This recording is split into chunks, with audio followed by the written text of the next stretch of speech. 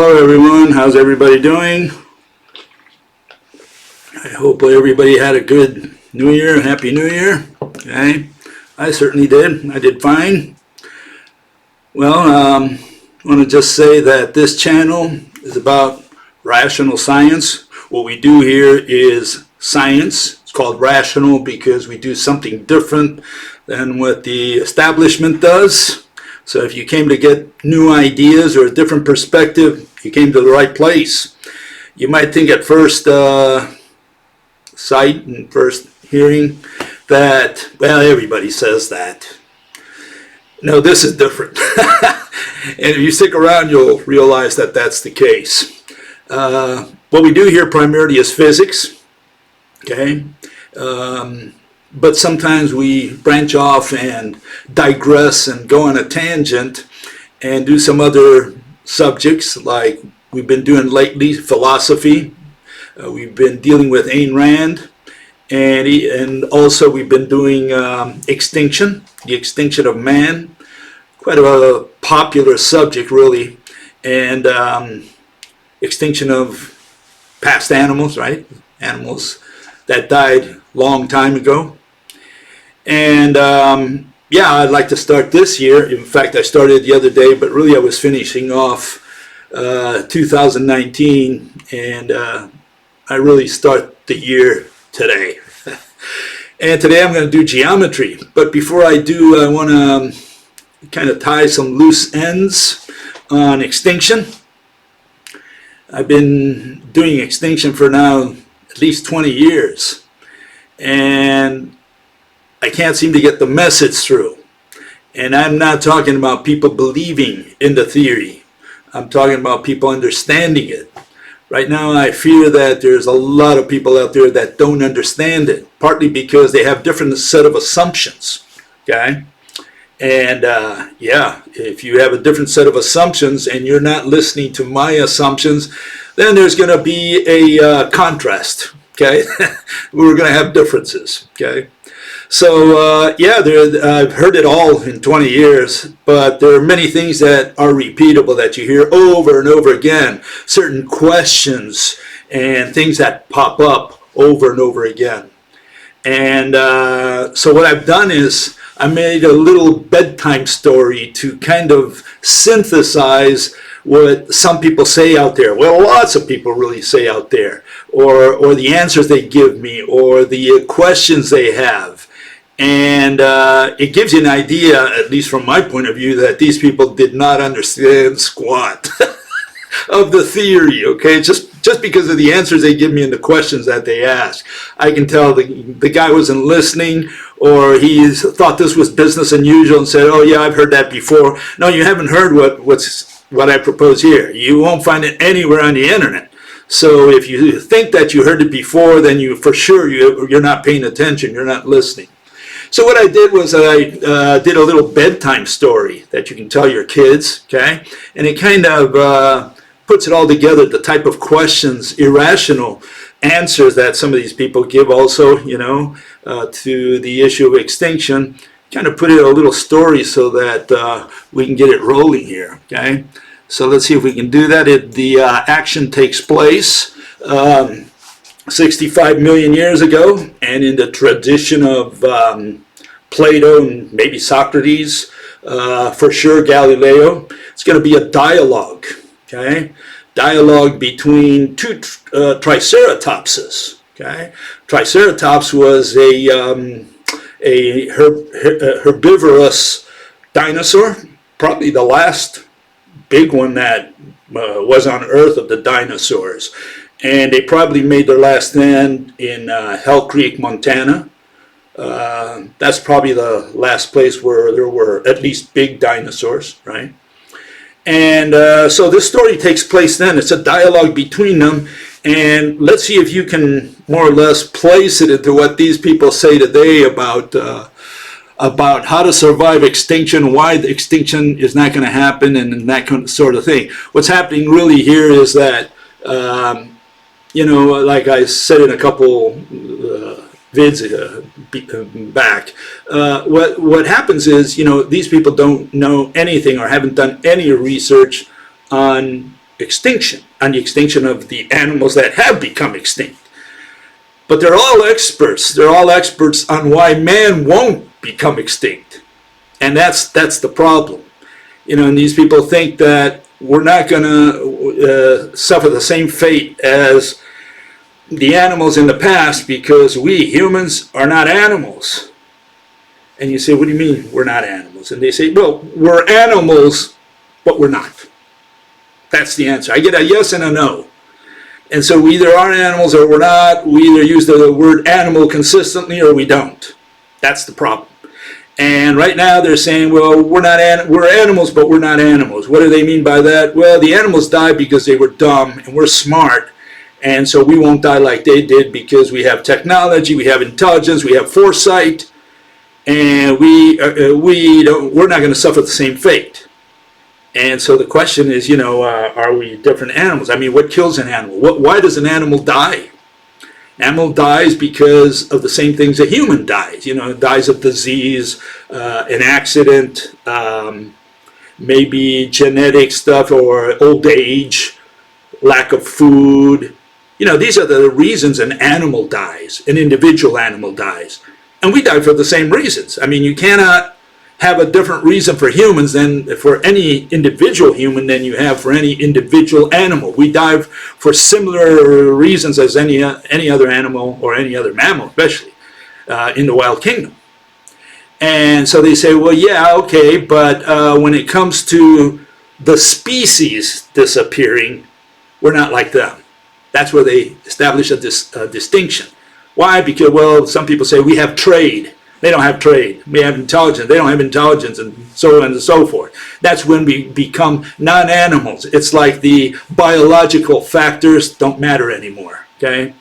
Anyways, here's the discussion between two triceratopses. Okay, and the name of one of them is Bill Longhorn, and the other one is Joe Tiny Tusk. Okay. And let's see if we can just tune into their discussion, see if we can listen to what they're talking about. Okay. One says, how did our ancient brothers, the amphibians, disappear? How did the archosaurs die? Well, our Triceratops herd leader, Big Bull, told us that it was an asteroid, and he's an authority on the matter, so I take his word as law. There is also another theory that says that there was a volcano eruption in those days. Others rumor that gamma rays from a nearby supernova perhaps zapped the Earth and took the fool's breath away. They ended up gasping for air. Okay, and of course there's also the ever-present climate change. It's so hot these days, don't you agree? Even the ginkgo coconuts are melting. And there's anoxia and methane sprouting from the deep oceans. And dust clouds that eclipse photosynthesis. Who knows? Who cares? I mean, what do you think we are? Animals? We are not amphibians or insects or birds or fish. We are triceratopses. We are bigger and mightier than anyone before us that ever will or that ever will be. We can withstand anything Mother Nature throws in our path. But Joe, our world is obviously coming to an end. As you can see by the Cretaceous terrestrial revolution graph, plant species and numbers are disappearing. Angiosperms are taking over the land. The flowering plants are reducing our sources of food. Oh, I'll survive. I'll plant cycad seeds in my personal meadow. All the other triceratops will eat their hearts out. They'll just watch and starve to death from the other side of the fence. Just in case, I can also produce conifers artificially in my personal jungle garage. I eat pine tree bark and shit Christmas cones. Did you know you can eat those artificial cones and how tasty they are? Anyways, worst case, I'll survive by trading magnolia leaves and grasses for ginkgo stems. If we could just get those Illuminati T-Rexes off our backs. Tiny Tusk, we lost our genetic diversity. These tiny mammals that scurry about at our feet have more genetic diversity than our entire herd of triceratopses. Our population pyramid is definitely and irrevocably overturning. We are becoming older and having fewer kids. You're panicking unnecessarily, Bill. That doesn't lead to extinction. If most of the triceratopses die out there, me and the missus here, we will produce new generations of triceratopses and populate the world again.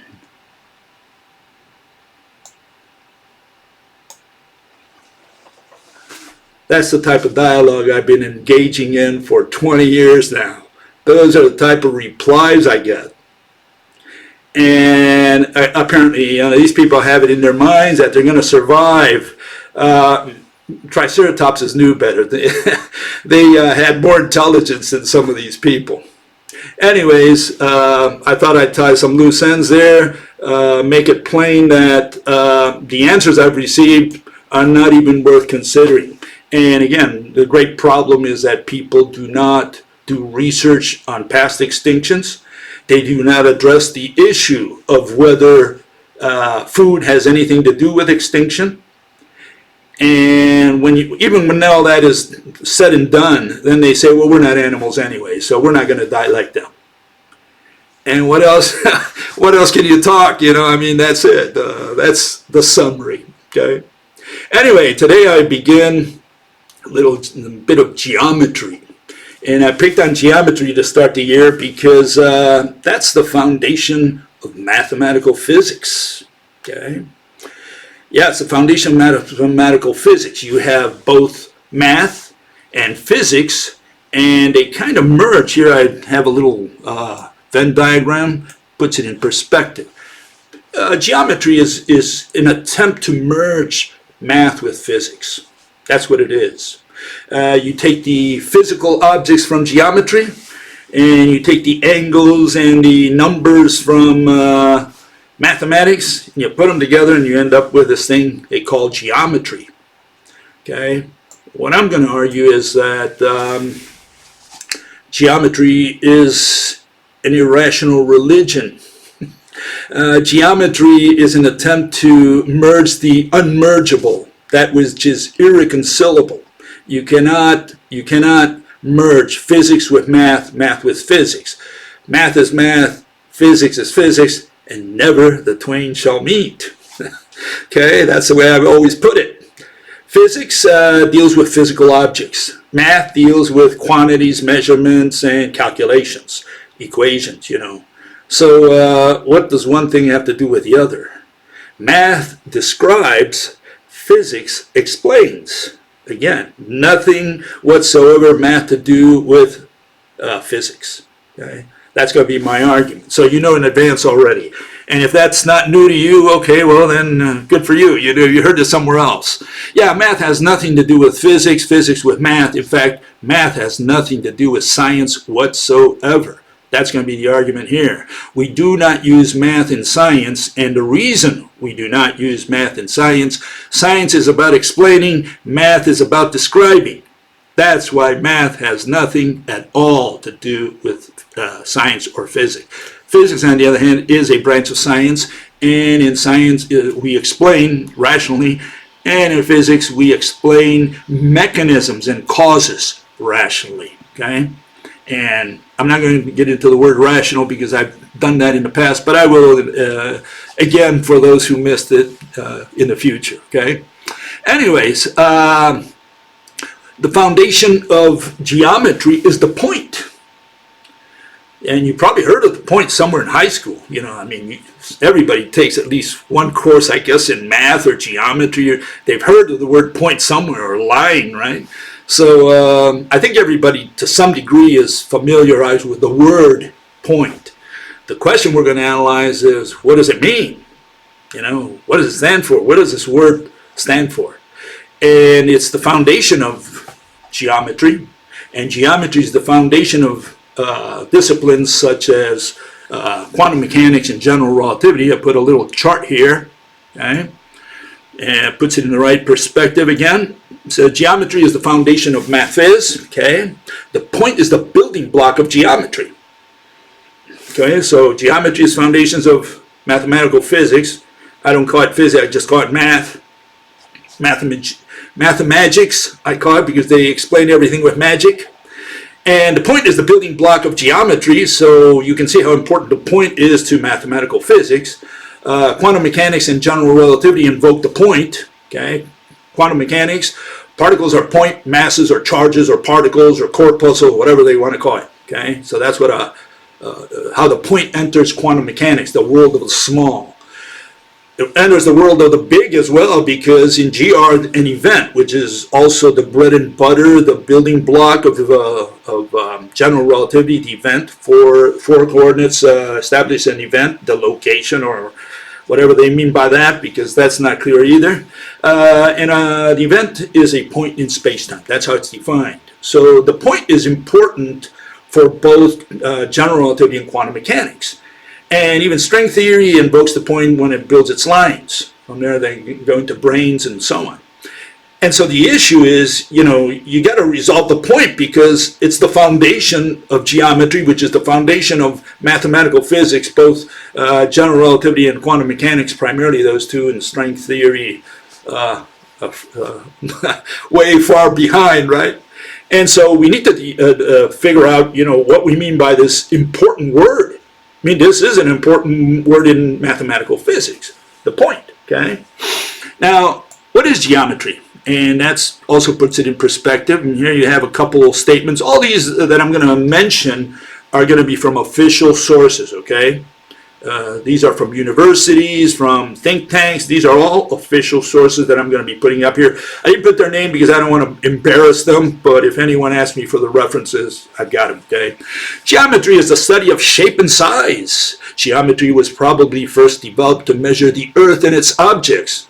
Another fellow says, or another site says, geometry, the branch of mathematics whose primary subject is spatial relationships and shapes of bodies. Okay? Geometry studies spatial relationships and shapes while ignoring other properties of real bodies, density, weight, color, etc. Okay? Okay, so where do we put the point in all that, in that context? Well, here you have statements. And say we may think of a point as a dot on a piece of paper. A point has no length or width. Okay? And another fellow or another site says a point has no size. Points are infinitely small. I like the fact that no size and small, they don't go together. Either it has size and it's small, or it doesn't have size. And you can see how all these mathematicians don't care about qualitative aspects and just blab nonsense, contradictions. They don't even realize what they're saying. But, they always put a little dot that looks somewhat like that. And that one to me, I don't know, maybe my eyesight is failing me, I don't know, but it looks like it's got width and height. You tell me if you think it's not true, okay? Okay. But yeah, we do have a problem because these people are saying that this thing is small, but it has no size. I can't reconcile those two statements, to be honest with you. But what I see there seems to have size and is small. Yeah, sure. But then what are they saying? Okay, so here we have we look up to see if we can find a definition of the point. And I went through YouTube, and there's several people who explain geometry. Okay? And so they go out there and they start with the foundations. They start with point, line, and plane. Okay? And so I said, well, let's see what they have to say about the point. Okay? I think it's a fair thing. That's where you're going to learn. You're going to say, okay, let's see what a point is. And this is one guy, he starts out, he says, points, lines, and planes. Undefined terms. And there you see him pointing at the point, and he says, well, that dot and the word point and all that stuff that I'm pointing to, it's an undefined term.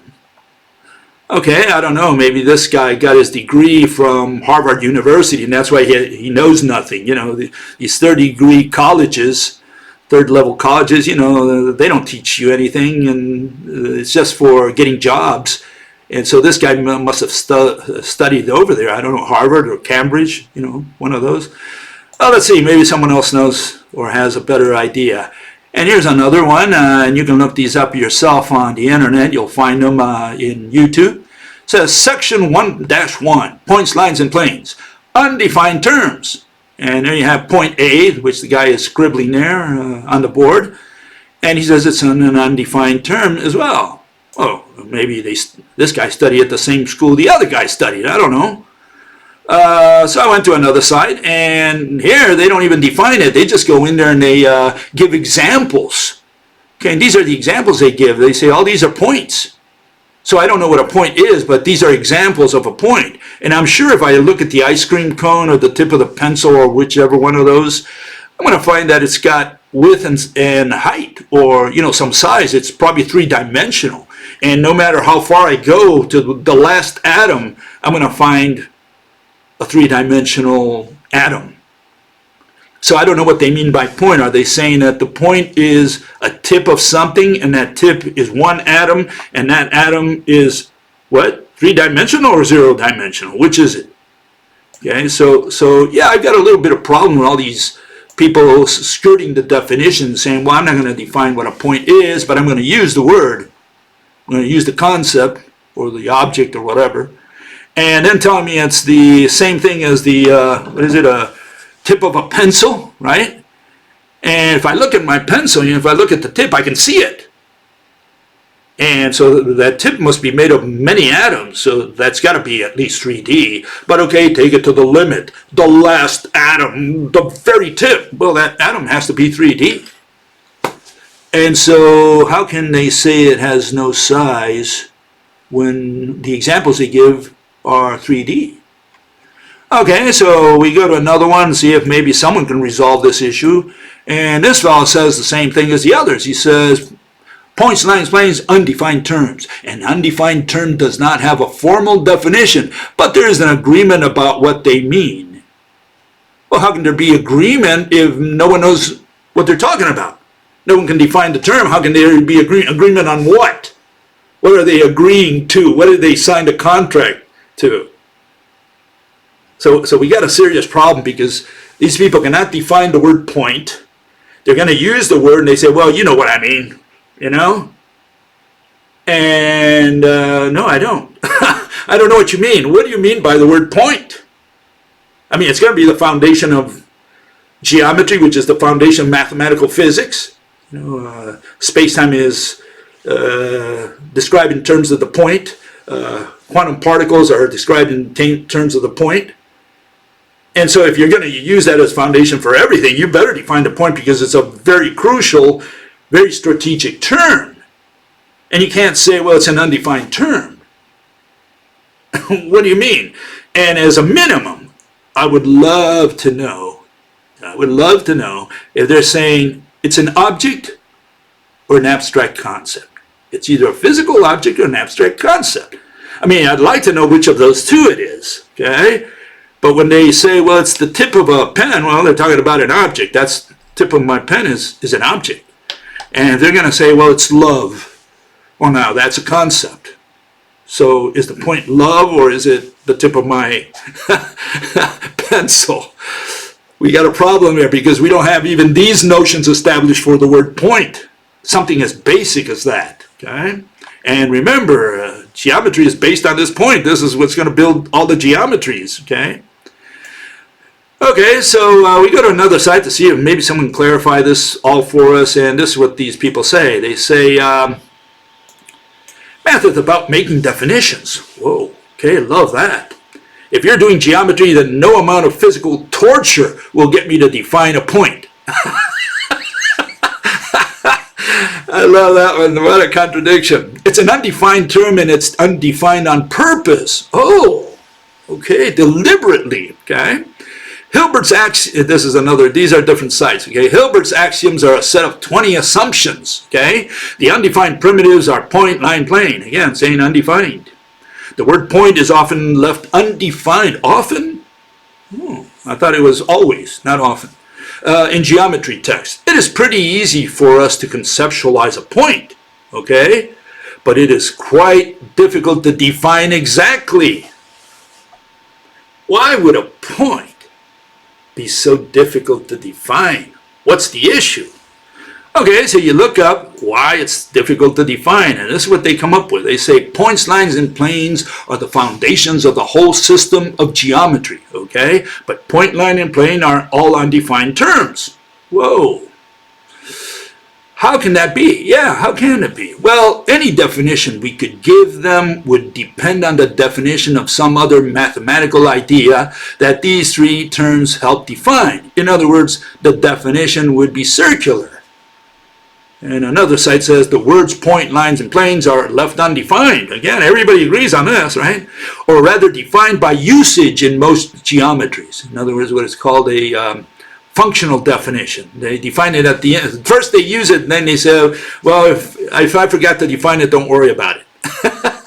Okay, we thus avoid circularity. Again, talking about circularity if we define a term, okay? Where definitions circle back to one previously defined. This tradition was only started about 100 years ago by David Hilbert. However, we can form definitions using our undefined terms. Well, I mean, I think you could say that about any word in the dictionary, that no matter what word you try to define, you're going to use other words, and those require other words, and those other words, and so it's all circular, and we might as well not define anything. That's what these people are saying for the word point. So where do we stand? Well, apparently after all that rigmarole, we don't know what a point is. They can't define it. They're going to use it. They put a dot on the board, as you can see in some of those so-called definitions or non-definitions. They put a dot, and they say that's a point. Okay, that's a point. What is that? It looks like a smudge on the board, maybe an ink blot on the paper. Or what is that? I've seen we'll call it a blob. Is that a good word? Okay, we'll call it a blob from now on, not a point, call it a blob, or I don't know, smudge. And again, the question is this, whether it's an object or a concept. And these people try to clarify that point, okay? If you think about the structure of math as a tree, there has to be something at the bottom of the tree, okay? Some objects that aren't defined. Why? Objects that aren't defined, and you use those to define something else? I have no idea what this guy's talking about. A point is one of these objects, okay? So it's an object. Finally, we get a statement that a point is an object, okay? It is undefined. An undefined object. That's like saying a table is undefined. In science, we don't define objects. Maybe that's why these people are having trouble. Okay, we'll get to that in a minute. It is just an object. Again, stating it's an object. In geometry, people usually think of points, lines, and planes as undefined objects. Love the word object. Okay. And another site says many physical objects suggest the idea of a point. Examples include the corner of a block, the tip of a pencil, or a dot on a sheet of paper. Okay. Such things are called models or representations or pictures of points. Okay, pictures of points, like saying, well, I got a picture of an elephant. Okay, picture's a picture, although they show only approximately the idea in mind. I don't know what these people are talking about. I mean, I show a tree, I bring a tree, and I'm saying, well, this is a picture of a tree. You say, okay, and I say, but don't take it seriously. I mean, this is not really a tree. Well, what do you mean by that? I mean, let's go outside of my yard, and I point to a tree and say, well, this is a tree. Well, that's no longer a picture of a tree. It's the real McCoy. It's the real thing. And they say, yeah, but that's not the tree.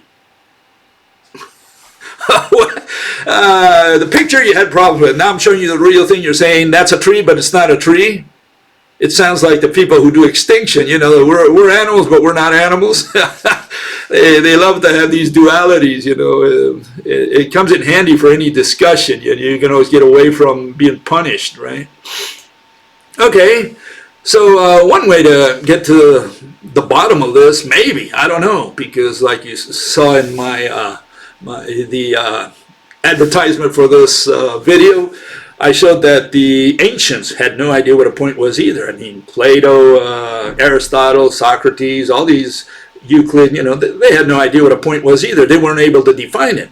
But Euclid tried to synthesize the knowledge of the age of the ancient Greeks, and he put it in a book called Elements, okay? About 300 BC, about 100 years after Alexander founded Alexandria in northern Egypt. Well, this Greek guy was living there in Alexandria, and he wrote his book over there.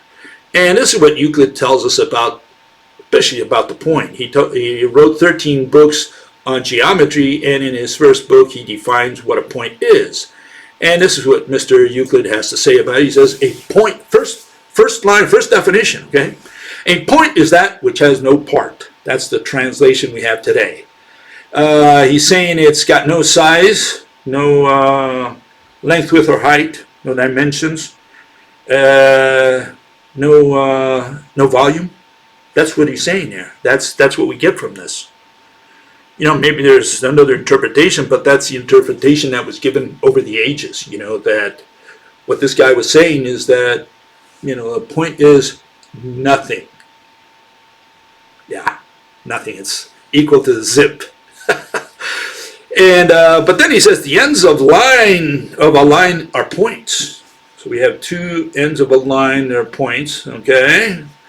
I don't know what a line is yet. We're not going to get to that until later. But I mean, right now he says the end of a line are points. So if a line is a physical object, he's saying that a point is a physical object. But this physical object or this object has no shape, no size, no volume, no dimensions. Is that what they're saying here? And then got another definition, number 16, and the point is called the center of the circle. Well, center is a concept. Center is not a physical object. I don't know of any object called center, but if you know one, bring it to the conference, put it on the table so we know what a center looks like. Okay, all alone, I don't want any other, just the center. Yeah, center is a concept, and so how can the center be a point and also the end of the line, which apparently refers to some kind of object, a line, right? It says the end of these are points, so we're thinking about something visible, with at least two dimensions. And then he says it's the same thing, the point is a center, which is a concept. So we got a problem. We already have a problem with Euclid because he's got a contradiction between his examples. He says in one case they form the end of a line. The other they form a center of something, which is an abstract concept. Okay? So we got a serious problem with the word point because it forms the foundations of physics on the one hand, forms the foundations of mathematical physics, really not physics. I call it mathematics. And it forms the foundation of geometry, which is the foundation of mathematical physics. And they haven't been able to define it in 2,000 years or more. I mean, talking about maybe 2,300 years at least. They haven't been able to define it. Okay, they don't know what it is. And it turns out that you stare at it, and here I'll show you. Can you see that? Someone draws that on the board, the red thing, okay? Just the red one there in the center. Can you see it? If you can see it, well, that looks like it has shape, size, as a minimum. It's got dimensions, height and width. You would think that it's an object. It represents what we would call objects, things that have shape, size, etc. And how can that not be defined if, either it's a concept and we define it, or we point to it and it's an object. And here I can point to it, and so obviously I can point to that thing because you can see it and it's an object, among other reasons, right? And so we got a problem because this thing is going to form the foundations of this discipline we call geometry, and it turns out no one can define it, but what you're staring at is obvious. It's like you stare at a dog and you say, that's a dog. And then and then the guy tells you, he said, well, I can't define it. Well, yeah, we don't define objects such as dogs and trees and rocks We point to them. And we can point to this guy.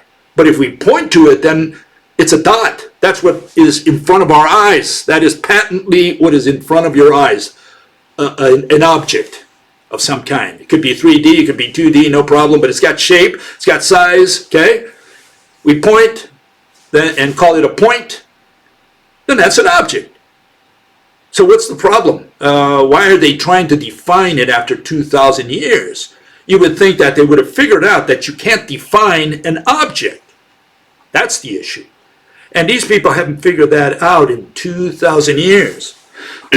That is astonishing. For me, it's astonishing that they have not figured out that you don't define objects, you point to them and name them. And if it's a concept, then you have to define it. And so maybe that's why they have trouble defining it, because they have trouble defining the concept.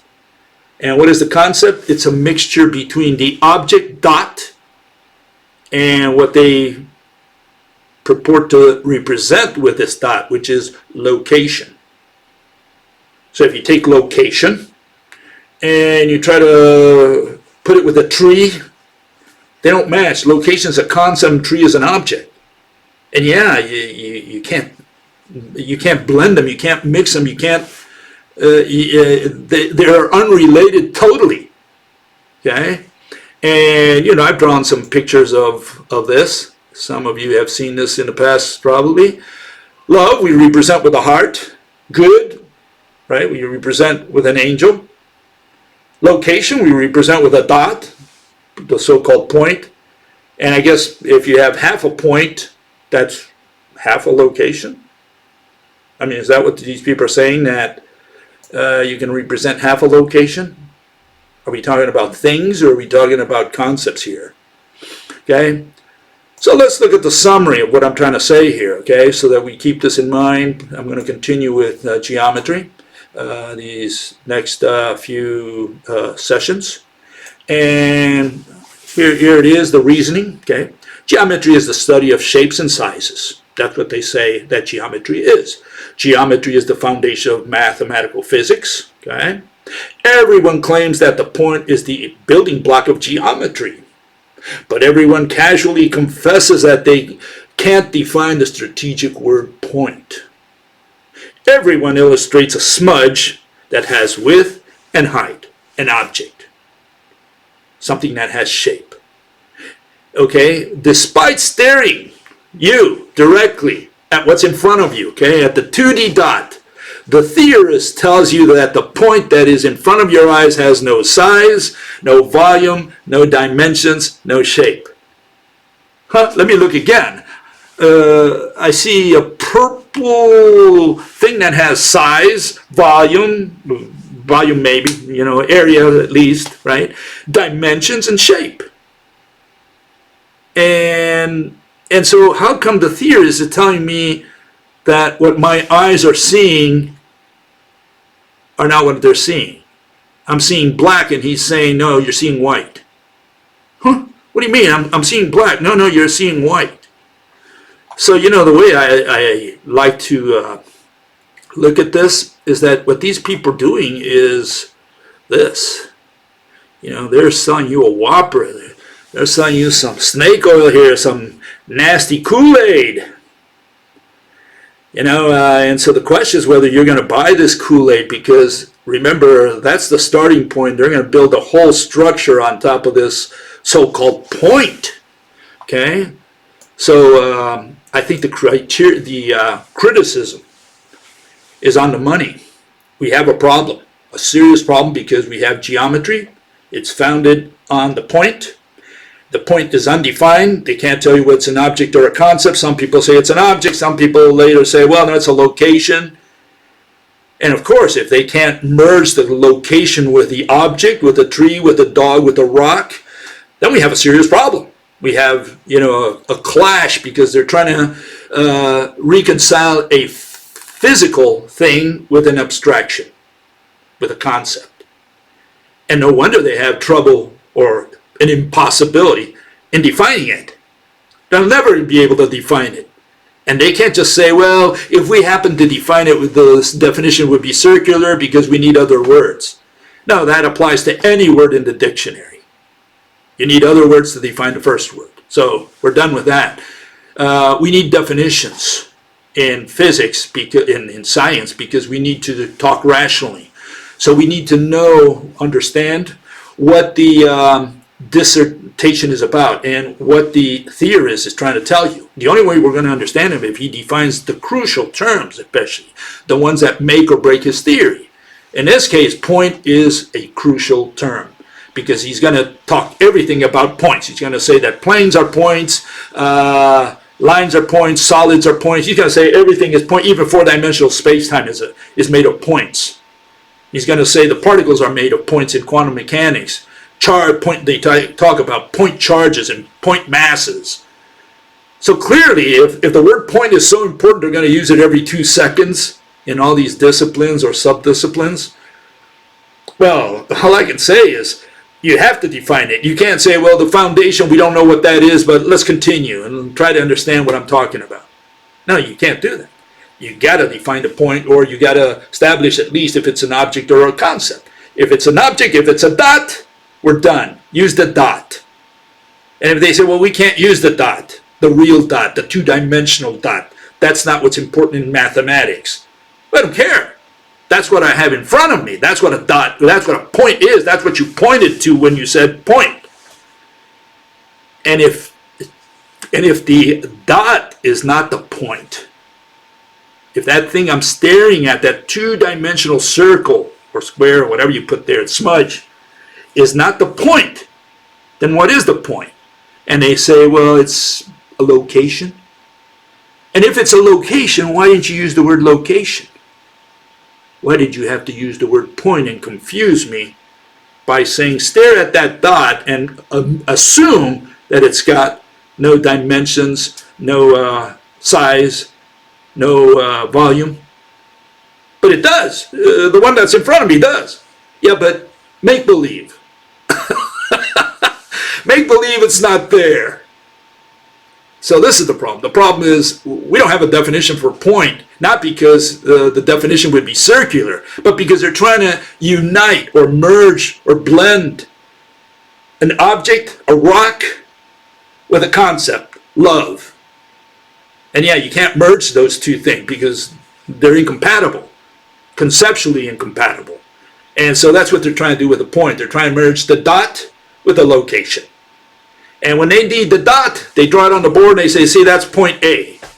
And you say, okay, I understood that. And they say, but it's got no size. Yeah, but it does have size. Yeah, but see, the size is not important in math. What's important is the location that it represents. Well, why didn't you call it location? Why did you fool me? Why did you sell me this Kool-Aid, the snake oil, saying that dot is the point? I mean, if the dot is the point, let's use the dot because that's what's in front of me objectively. And if the dot is not the point, if point is really a location, use the word location. We don't need the word point. The only purpose of the word point is to try to blend two irreconcilable notions, an object with a concept, claim to the crowd that it's undefined, we can't define it, we don't know why, but we're going to use it and we're going to draw a point and use the location whenever we need it. That's why. That's the status of the point today. And after all is said and done, after I've said all that, we don't use points in physics or in science. We have no use for the word point. Okay?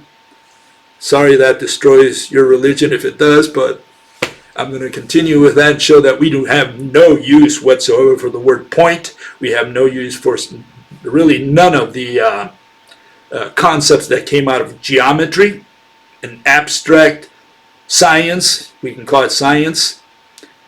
Geometry has to do with measurement, and measurement has nothing at all to do with science or with physics. Okay, with that, I hope I gained enough rotten eggs and tomatoes on my face, and I'll see you. I'll see you on Wednesday. We'll see you then. Bye bye.